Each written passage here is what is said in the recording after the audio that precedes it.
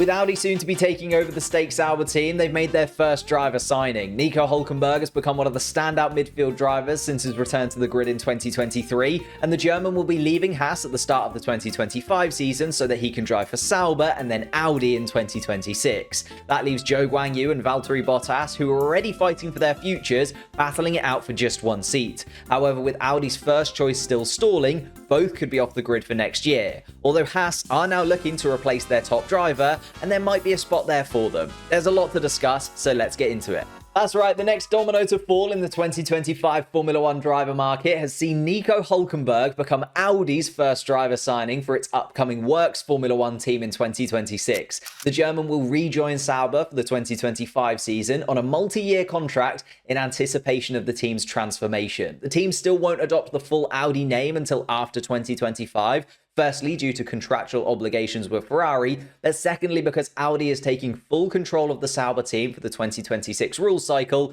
and they don't want to use the full Audi name until their first Formula 1 engine is put into the car. But we're not really here to talk about them, and instead, let's talk about what Sauber are getting from Nico Hülkenberg. The 36-year-old has been in and around Formula 1 for a while now, with over 200 Grand Prix starts to his name, and I'll say it before you do, yes, despite his experience, Hülkenberg hasn't secured a podium finish in his career. But he's still one of the most consistent performers out on track, because I think it's clear to see that despite being out of a full-time Formula 1 drive for 3 seasons after being dropped by Renault in 2019, Hülkenberg has put in good performances as a stand-in for Racing Point and Aston Martin, which got him back onto the Formula 1 grid, and since coming back in full-time with Haas in 2023, he's often stood out amongst the back-of-the-pack drivers, getting much more out of that Haas package than Kevin Magnussen in their time as teammates. And by outperforming his teammate and securing points finishes this season, he's only continued to prove his effectiveness for a team in the midfield, meaning Hülkenberg has become one of the more sought-after free agents for the 2025 season. I mean, Sauber CEO Andreas Seidel worked with Nico when they won Le Mans together back in 2015, and previously attempted to recruit Hülkenberg for 2024, let's not forget, but his contractual obligations with Haas prevented it. And I feel like there are a number of teams that would have been in talks with the German driver once again this year. Teams like Williams and Alpine would have definitely shown interest in signing Hülkenberg in case one of their drivers moves on, as well as obviously Haas. Considering his performances there, they were probably desperate to try and keep hold of him. Therefore, the timing of this announcement feels like it's a preemptive move by Sauber and Audi to secure a driver that they want before other teams get to the point where they're locking in their future driver lineups. And I feel like that's a really good move from Audi. The team clearly really wanted to get Nico Hülkenberg in. This wasn't some last-minute, end-of-the-season decision from the team, but instead, they've shown a real willingness to get him into the team and want him to be one of their drivers, which for Nico isn't something that he's been accustomed to in Formula 1. He's been thrown around by a few teams throughout his time on the grid, and showing that willingness has probably been quite a big factor in actually convincing him to make the move. He said that I'm returning to a team that I worked with back in 2013 and have fond memories of the strong team spirit in Switzerland, but didn't beat around the bush and said that the biggest selling point is obviously the prospect of competing for Audi is something very special. When a German manufacturer enters Formula 1 with such determination, it's a unique opportunity. To represent the factory team of such a car brand with a power unit made in Germany is a great honour for me. Also, whilst I've seen a few people saying that he's not the most exciting choice, and I can understand what you mean, there's always the argument that he's getting in the way of junior drivers' opportunities, specifically Théo Pourchaire, who's been around Sauber for so long now and still not gotten a Formula 1 seat. You have to remember that the whole reason Haas brought him back into the Formula 1 grid was because of their problems with junior drivers. And I just don't think Audi are really in the position to take in a rookie at the moment. Hülkenberg's signing aligns with Audi's development needs for the future. His attributes of being quick, experienced, and dependable have benefited Haas massively in this very competitive midfield, which means they're weakening one of their rivals and strengthening themselves for next season, whilst also allowing Hülkenberg to play a significant role in the development of Audi's inaugural Formula 1 car for the 2026 season.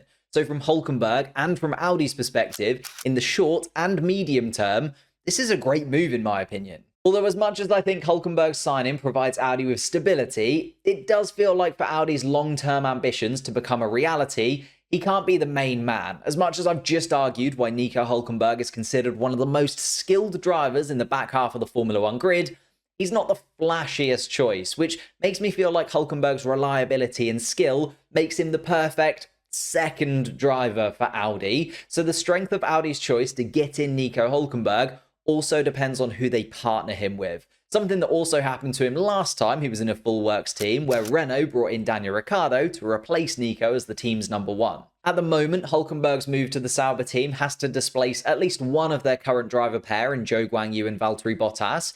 Looking at the current Sauber pair and their time together, for me, there hasn't been too much to separate them. Zhou has definitely improved since joining at the beginning of this rules cycle, and his monetary value is always going to be a bonus, especially as he's getting closer and closer to Valtteri Bottas out on track, whereas Bottas definitely has the wider skill set than Zhou Guanyu, and arguably Nico Hülkenberg, considering his experience working with Mercedes and winning races and championships with the team. While Hülkenberg may have strong qualifying performances, over their entire careers, Bottas's race performances are probably more consistent. But last season and this season, Hülkenberg has been the standout. So really, I feel like Sauber could argue the case for keeping either of their current drivers alongside Nico Hülkenberg. However, I don't think Sauber will actually have to make that choice, as it's likely that both will be replaced by Audi's own drivers for 2025. You probably don't need me to tell you that Audi are pursuing Carlos Sainz as their number one target, with him leaving Ferrari at the end of the year, and of course all the family links to Audi in the past as well.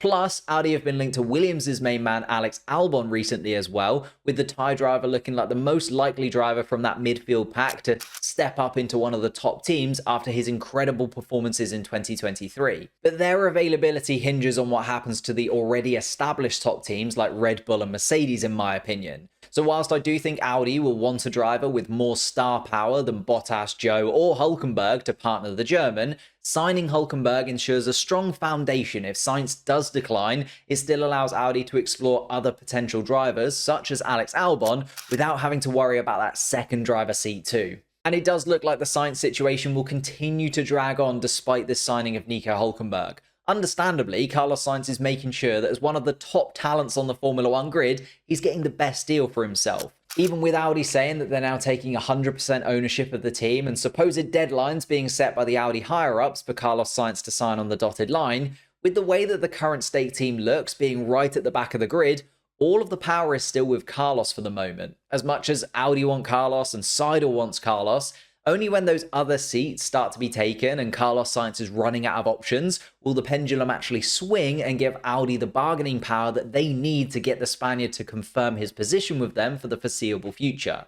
And of course, we need to mention Haas in all of this, who are now in the position where they need to secure a replacement for Nico Hülkenberg. And Hülkenberg definitely owes a lot to the Haas team for getting him back on the Formula 1 grid, because it was a gamble that none of the other teams took in his 3 years on the sidelines. In the last 5 years, there's been a lot of opportunities for other teams to pick up Nico Hülkenberg, and they didn't. So he definitely owes Haas for that.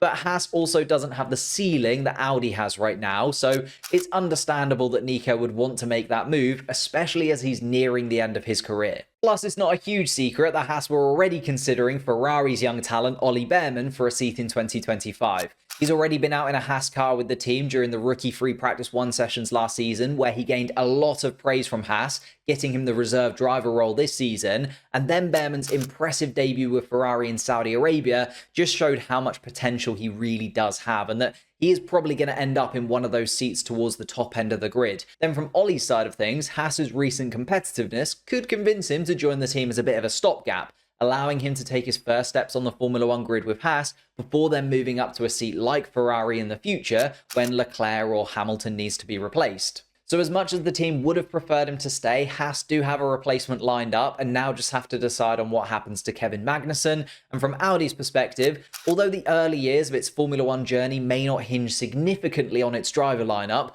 building Sauber into a competitive team will take time regardless of the drivers in the car.